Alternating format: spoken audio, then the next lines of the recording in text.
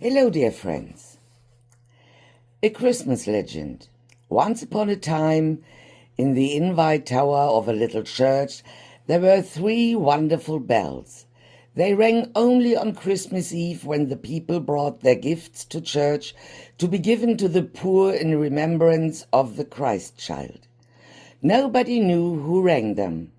Some said it was the wind, some said it was the angels, and some that they rang at God's own bidding. Be that as it may, every year the bells pealed forth their welcome to all who loved the Christ child. But there came a year when the Christmas bells were silent. The people waited and waited for the familiar peal, but not a sound broke the stillness. The next year it was the same, and so it was for many years. What has happened to our bells, our wonderful Christmas bells? The sorrowing people asked. Shall we never hear their music again? At last the father of the church asked all to bring their choicest gifts. For, he said, perhaps our gifts have not been worthy for the Christ child, and that is why the bells do not ring. So on Christmas Eve, when a myriad of stars shone upon the snowy earth, the people made their way to church, bearing their most precious gifts. Among them were 2 raged little boys, whose present was a silver 10-pence piece. They had struggled for a whole year to save this, and how proud they were of it now, and how glad to give it to the Christ child. They smiled as they trudged along the snow, saying little, but each thinking his own happy thoughts. Suddenly they were stopped in their way by an old man, far poorer than they. In a voice that trembled from weariness and hunger, he asked, "Little brothers, can you spare me a penny for a poor old man who has nothing?" The boys looked at the old man, and their hearts were filled with pity. But how could they help him?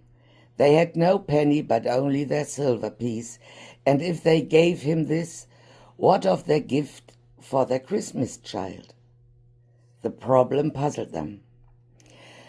But when they looked again at the poor man shivering in his rags, they were so moved with pity for him that they gave him all their money.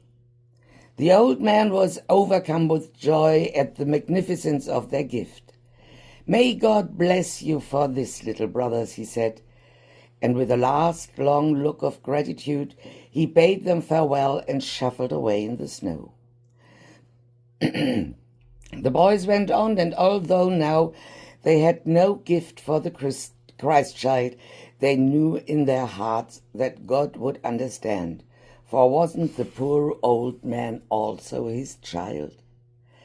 They reached the church at last, and as they stepped into its welcoming light, they heard the fathers inviting all to bring their presents and lay them before the altar. "And God grant," he added, "that we may hear once more the music of our Christmas bells." The people brought their gifts and laid them before the altar. Princes gave their jeweled crowns, and ladies gave their rings. The rich gave ornaments of priceless worth, and merchants gave their gold. But still the bells were silent. Last of all came the 2 little raged boys who, in loving kindness, had given away all they had. They knelt down side by side before the altar and held out their empty hands. Immediately the Christmas bells began to ring, louder and sweeter than ever before. "Thine is the gift divine, thine is the gift divine," they seemed to sing and sing again.